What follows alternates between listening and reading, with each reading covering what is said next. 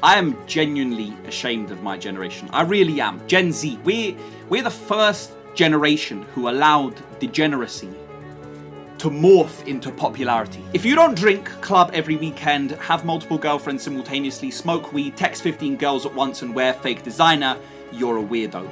If you have intellect and speak with sense, you're alienated. If you have an opinion and know how to stand up for yourself and stand firm by your word, you're arrogant. If you open a business at 18, you're deluded and boring and not fun at parties. The entire generation revolves around consuming the content from influencers, and yet if you open a channel of your own, you're cringe. And I don't speak for everyone, I speak for the majorities. I speak for those who dictate the standards, those who can see what's happening and fail to stop. To the men, and to the young men especially.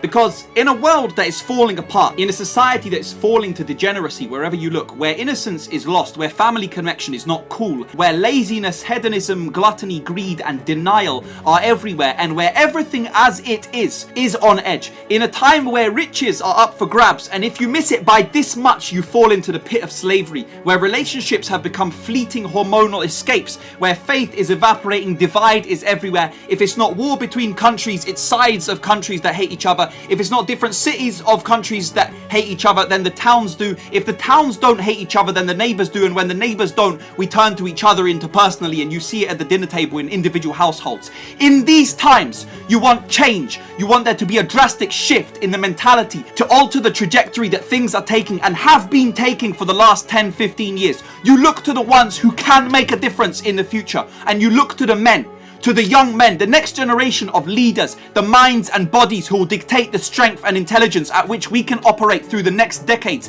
and bring up children of the next generation to change the direction things are taken, to lower crime, to restore pride in intelligence, to eliminate popularity of degeneracy and restore family values and eliminate validation, normalization and glorification of shit habits and obsession with celebrities. So if you're a man and if you are a young man, stop talking about the women. Stop talking about what girls have become, what are girls this and girls that. Girls have become what they have become because there is a demand for it. And there is a demand for it because men have become weak and they've become slaves to primal urges. If you want to boycott a business, you stop purchasing. If you want to boycott a TV show, you stop watching. So if you want to restore feminine values and have these traditional women and a society that you say you wish for, you know, the ones that don't post promiscuous photos online, I quote you guys now, who don't have 30 ex-boyfriends and XYZ body count, then go through your following and unfollow all the Instagram models, unsubscribe from all the OnlyFans, stop watching porn, delete Snapchat, stop going to the club and start looking in the mirror. And until any of this stops, nothing will change.